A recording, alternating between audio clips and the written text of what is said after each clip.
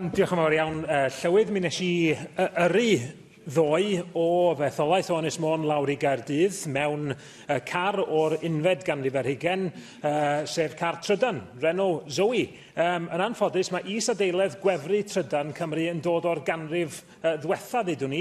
Fethys I ar un syth lawr a gorfod dod drwy Loegr mwyn gallu gwefru. Dydy hynny'n amlwg ddim yn dderbyniol erbyn hyn. Mae Plaid Cymru wedi llwyddo I gael 2 filiwn o bunna allan o'r Llywodraeth drwy'r gyllideb I weithio ar gynllun I ehangu pwyntiau gwefru a gai ddiweddariad gan y Llywodraeth ar sut mae hynny'n cael ei wario a sut mae am olygu yn bod ni yn fuan iawn am gael pwyntiau gwefru yn rhywle rhwng Ynys Môn a Caerdydd.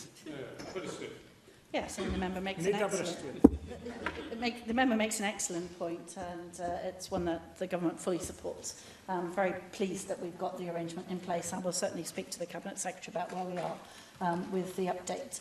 I too would love to have an electric vehicle that I take longer journeys in, and I'm sure a large number of us share that ambition. So it's something that we all share the ambition for, and I will certainly speak to my Cabinet Secretary colleague about exactly where we are in that plan.